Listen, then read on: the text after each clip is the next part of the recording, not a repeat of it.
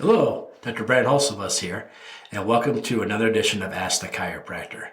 Ask the Chiropractor is my little podcast that I do when someone has a question about chiropractic or chiropractic care. I try to answer. I'm a chiropractor here in Rockford, Illinois.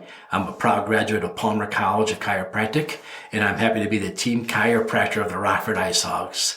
Let's dive into it.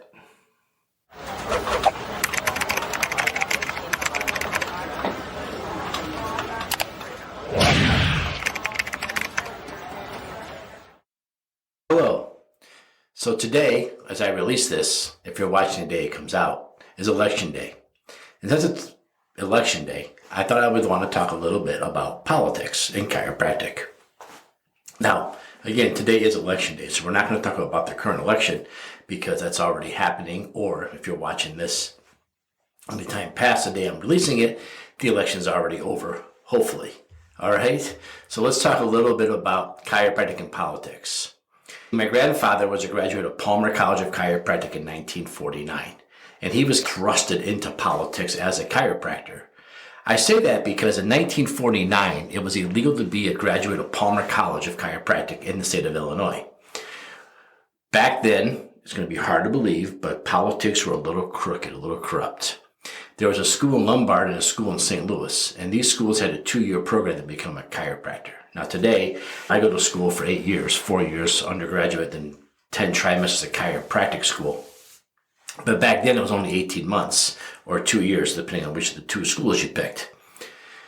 Grandpa didn't have to learn about DNA or MRIs. Those things didn't exist yet. Chiropractic school was a little different back then. So was medical school, way different. Let's talk about chiropractic school. Palmer had longer days. They were 8, so the course there was 18 months long because they went to school for longer periods of time. Their day started earlier and ended later than the other two schools. The other two schools had a 2-year program, so the amount of hours they were in the classroom was the same. That's what the law requires.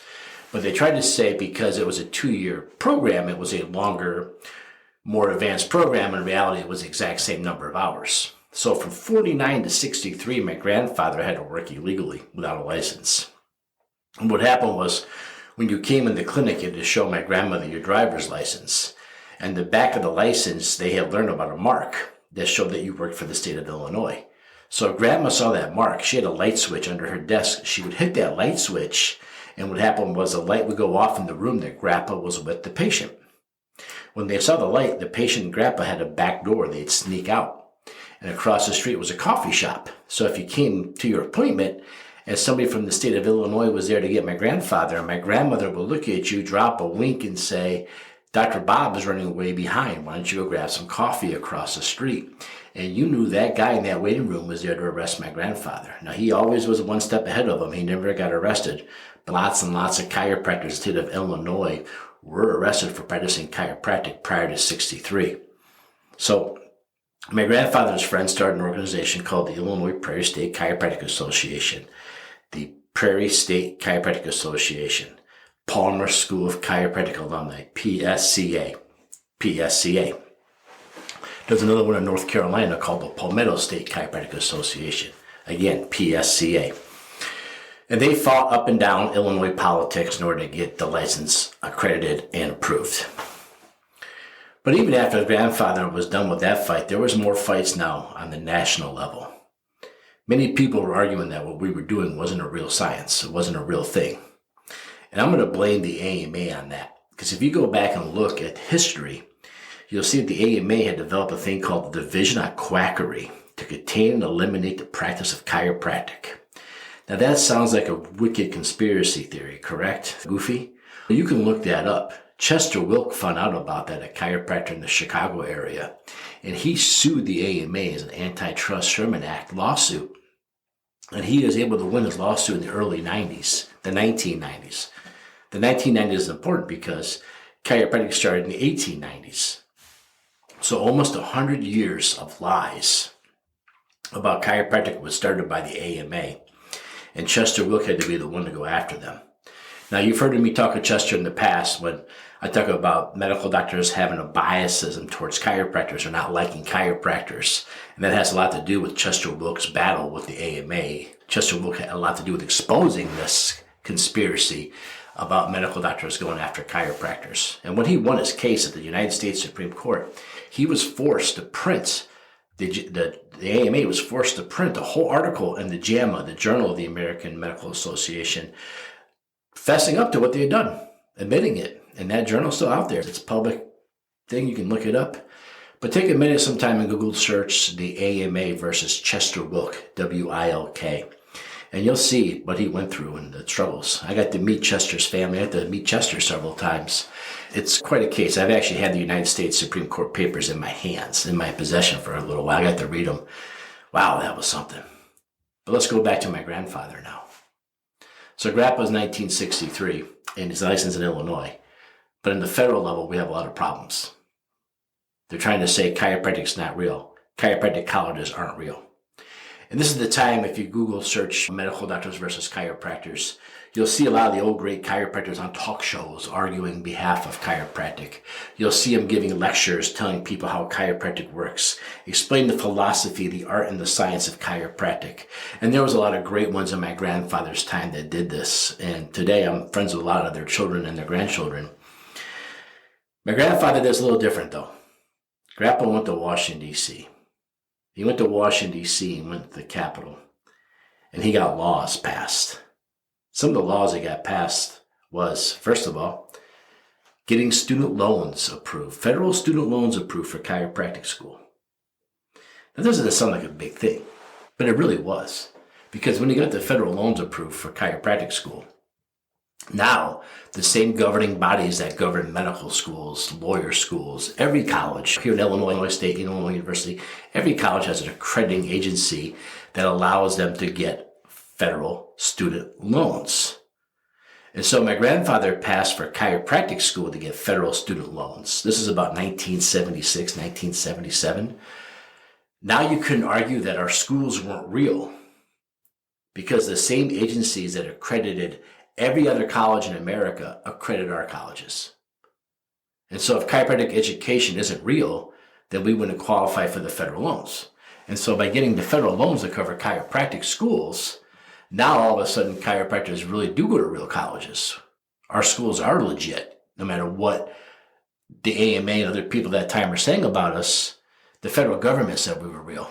And the federal government said their schools were real. So if they're real. So that's how Grandpa went about proving chiropractic school was real. The next thing he did was he got together with some chiropractors and they met Congressman Strong Thurmond. Now, you can have a lot of opinions on Strong Thurmond. I don't care who they are. I'm going to tell you what happened with chiropractic. Working with Congressman Strong Thurmond, they were able to get chiropractic under Medicare. Now, why is this a big deal? Medicare is the federal healthcare system. The federal. Medicaid state, Medicare is federal. The entire 50 states. When they decided to work to get Medicare to cover chiropractic care, then the governing bodies that approve what's medical care and what's not Medicare, what is healthcare, what isn't healthcare, said chiropractic's covered. You can no longer say chiropractic care wasn't real because the same agencies that approve your medical doctor, your DO, your osteopath, everybody else under the sun also was the same agency now that approves chiropractic care.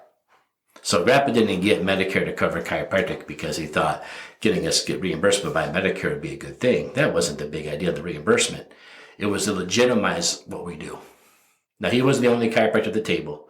There was half dozen of them, but he was one of them. And so my family has always been involved in politics on that level because Grandpa wanted to legitimize chiropractic through politics. And Grandpa wrote the handbook I talked about the AMA, but the chiropractic, our national association is called the ICA. It's actually called the International Chiropractic Association because Dr. Palmer didn't want to be limited to just America. He wanted to get chiropractic everywhere. So we became the International Chiropractic Association, started by Dr. Palmer from Palmer College. My grandfather was a legislative chairman of the International Chiropractic Association. He ran all the legislative stuff. He was the guy, and he even wrote the handbook.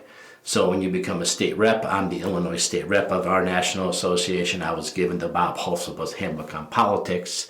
And the thing that we look for in politics is the freedom of healthcare choice, as chiropractors, again, always make an alternative. If you have a lower back problem, if you have a health condition and you want to seek health care for it, as an American citizen, you have the right to pick whatever health care you choose to, and that would be chiropractors. In the 1990s, they came after my father, said he wasn't being ethical with Medicare, even though he had 0 complaints, 0 billing errors, and they demanded a lot of money from him, or all of his records.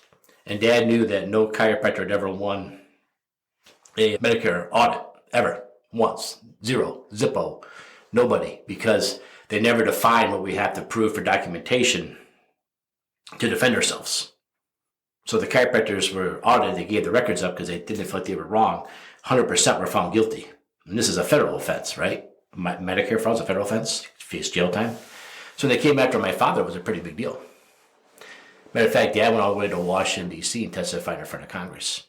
Because he said that you can't come after me as an American citizen because I have the right to defend myself. I have a constitutional right to defend myself, to have a fair trial. And because you won't define what I have to document and what's medical necessity in order to prove my care was necessary, and I've had 0 complaints, 0 billing issues, 0 anything wrong, you can't, it's unconstitutional for you to question what I did because you won't define what I have to prove to do what I did. So now they go around teaching us. We have classes. They used to literally go around every quarter and teach us. Now it's online, of course. And now they teach us what they want to show in the documentation. So now chiropractors can defend themselves. Again, I don't think my dad really wanted to get into politics, but he sure didn't want to give them all that money for not doing anything wrong. Who would? We're talking 6 figures they came after him for. So Dad stood up and became a politician too, when he really wasn't planning on it. And my dad became the Medicare director of the International Chiropractic Association after that, because obviously he understood the politics of Medicare. Now today, myself, I follow their footsteps. I'm in the same practice. We've been open since 1949, Grandpa, Dad, now me. And then what happened to me, what happened to all of us in 2020, healthcare and politics got interweaved again with the pandemic. And I wasn't looking to get that involved in politics. I wasn't looking that involved to get in that kind of stuff. But what happened was COVID came, and they came after chiropractors big time. And here in my county, the health department came to one chiropractic clinic. She called me and she said, I don't know what to do. They came in, they told me I can't get within 6 feet of my patient. How am I supposed to see my patient if I can't get within 6 feet of them? I get other phone calls from other chiropractors telling me I got to wear a mask. And I'm like, yeah, there's a state mandate. Everybody has to wear a mask. You're not an exception. And then they started passing laws on mandatory vaccines for healthcare providers, and all this stuff started coming down. So I started calling my legislators the way I was taught by my dad and my grandfather.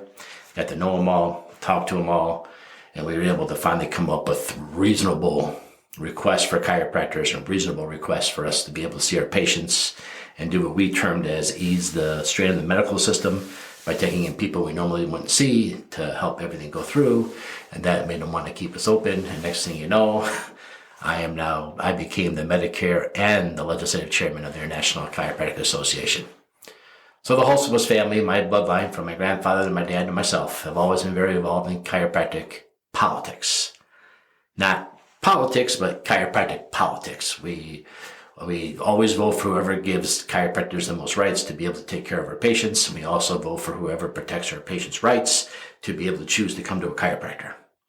So if you ever drive by my office and you see a sign out front, that's why the sign's there. I have it up there because this is a person that fights for chiropractic rights, for the patient to be able to see the chiropractor and for the chiropractor to be able to see the patient. So when it comes to politics, why am I called the legislative chiropractor, the political chiropractor? It's because I get involved because I'm fighting for patients' right and access to chiropractic care. This is my grandfather did in the 40s, the 50s, and the 60s, and the 70s. And my father did in the 90s and 2000s. I took over in 2020, and we're running with it ever since. So, yeah, when people talk about politics, I tend to get a little involved. People go to political dinners and political functions. They're surprised to see me there, but that's why I'm there. So our clinic has always been very heavily involved in politics, whether it's helping out Palmer College or we're helping the International Chiropractic Association or the Illinois Prairie State Chiropractic Association. We've always been there. We always will be there. And that's who we are. That's why we try to be leaders in our field. All right. So there you have it. Chiropractic and politics, a Hulsebus point of view. All right. Thanks for tuning in, listening. Hope this wasn't too boring, me talking about myself and my family. But if you have a question about chiropractic care, go ahead and leave me a message or a comment below and we'll get back to you. And that's my spiel on politics. Thanks, everybody.